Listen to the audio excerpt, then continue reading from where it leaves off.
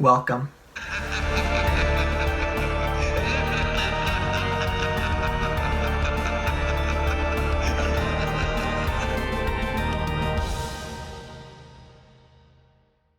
Brightburn was released in 2019 and was directed by David Yarovesky.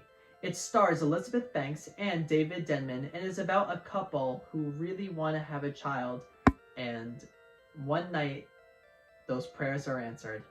So this is a very interesting movie, and one that I had very mixed feelings about after watching it. I think that the concept is so freaking cool.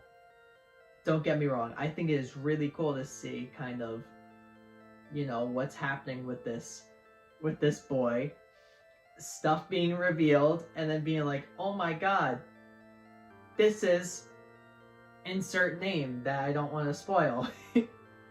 But I think that is such an interesting concept, and at the end, and it's little like teasers, I think it's so freaking cool.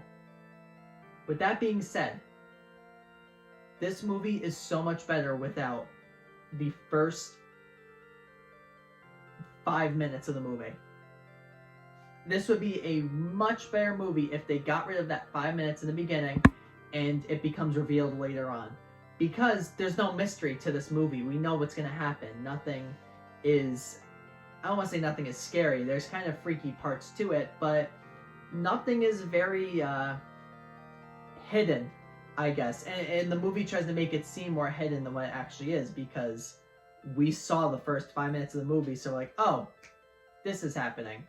And then when our character finds out about 45 to an hour minutes in what's happening, and they're like, what? We already know what's happening. So it's... I wish they got rid of the first 5 minutes of the movie, because I think this would make a lot better of a movie. With that being said, though, the blood and gore effects in this movie are done so freaking well. And something that I don't want to say I didn't expect, but I didn't go into it thinking that there's going to be some crazy blood and gore effect work, and there is. Let me tell you, these deaths are absolutely disgusting. But if I did not love them so much because they were so freaking nasty and so good and well placed, and that's just something that you need in these kinds of horror movies. You need some well-placed deaths. You need some very good blood and gore effects, and we get that. And we get those like kind of nasty, like, oh, I don't want to look at that in this movie. And it's done excellently.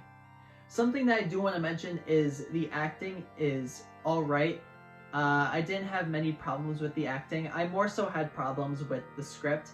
I think certain characters were written in, and once we reached our final act of the movie, it became, oh, we have no use for this character anymore. Kill him off. And when we devote so much screen time to some of the characters that we see in the first two acts, just for in the third act, for them to just kind of be dead and be like, alright, they're gone. Alright, let's move past it. I don't know. I think it could have been written better, the movie. I think certain parts of it were very good. I think that, although it's a concept that we've seen in a different light before, I think it's interesting what they did to it. But I think a stronger script really could have helped this movie be a lot better than what it is. So, overall, I would give Brightburn a 6.5 out of 10. And if you're into, I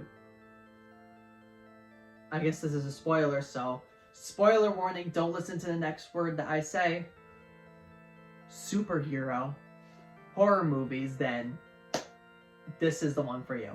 So thank you everyone for watching this review, and be on the lookout for more reviews in the future. I'll be coming out pretty soon with a schedule video, just so everyone knows kind of what's going to be going on throughout the month of December. I've got some really cool videos planned out, some IRL.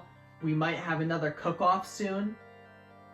Who knows? It may be in the works. I don't want to promise anything, but there has been talks. Talks have opened up.